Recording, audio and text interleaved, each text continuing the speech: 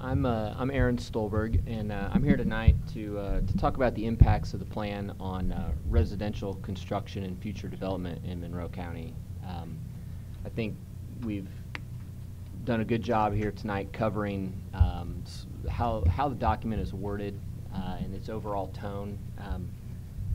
I went into the residential development section of the plan, section 6.2, and they have 29 items that they call actions. And of those 29 action plans, all but one or two, even depending on how you interpret those, were all prohibitive actions. Again, using words like prohibit, restrict, limit, and that's sort of the first scary thing I see about how this plan is worded right now for future development in Monroe County. I did have a question for the audience, though. How many people here, if you could show you, raise hands, are property owners in the county? Wow. Okay. Well, this definitely impacts all of you. You know, the process that was involved with the creation of this document there was zero transparency.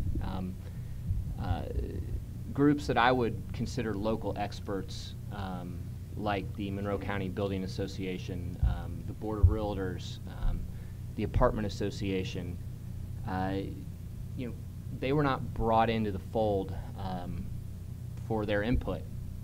So now we're being forced to give it now. But I think if they would have been brought in the beginning, we would have seen a much different document right now before us. But you know, really, I think one of the major problems with the plan as it's currently written is it discourages any type of affordable housing in Monroe County. If you look at the map, and Jim, can you show the vulnerable land again? Okay, that's showing you a large section of the county that cannot be altered, changed in any fashion. When you're taking such a large chunk of the county's developable ground out and saying this cannot be changed or disturbed even, the places that the small slivers of ground where you actually can do something, those suddenly become extremely valuable. You have it's simple supply and demand. There's a very small supply of ground that can be developed, and suddenly now that's worth a great deal of money. The other thing that kind of bothers me on the affordable housing front is I'm a past president of the board of directors for Habitat for Humanity, and you know, I would be curious to know really how Habitat feels about this proposed plan, because our local Habitat for Humanity has grown to the point where they've become developers now. They have a 2-year plus waiting list for houses, and in order to keep enough ground in the queue for them to have lots to build their houses on, which is about 10 to 15 depending on sponsorships a year,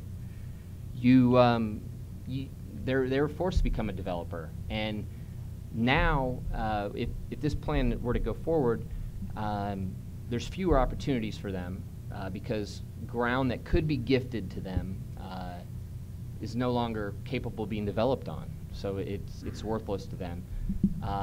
And the ground that is out there, like I said, is now suddenly way more expensive and not suitable for affordable type housing. And then the other thing I wanted to kind of touch on is something that I think has been totally missed and overlooked at this plan is most of our new residential construction that happens in rural Monroe County is not done by a developer or a custom home builder. It's done by the landowner. It's done by someone who's owned their ground for several years. Maybe it's paid for, or they've inherited it, They've saved up some money, and through their know-how, friends and family know-how, they, over the course of several years, are going to build their own house. And a perfect example is maybe they have a brother-in-law who's a framer who can help them frame that house. And so they can save up some money for a few months, buy the lumber package, and then they can have their brother-in-law help them frame that house, which takes a very long time if you're just doing it over weekends or at nights and things like that. But this is how a lot of the construction in the rural part of the county happens. This is, it's landowners that are wanting to build on their own pieces of ground, and they're doing it over time as they save the money. They'll get their basement in, they'll finish their basement, maybe they'll live in their basement until they can, insulate the upper level, get a roof on it, those kind of things. So I think that's a whole process of building and construction that happens in the county that has been completely overlooked with this plan, because it doesn't afford people the time to do that, or really the ability to do that on ground that they own. Overall, the plan as it's written, I think, I agree. It needs some revising. I was actually happy with the current plan. I thought we could have taken the current plan and used that as a starting point to make some additions and changes. But the way this is written right now, it's a little scary to me, the impacts it will have on the housing in Monroe County and our ability to develop ground that we own.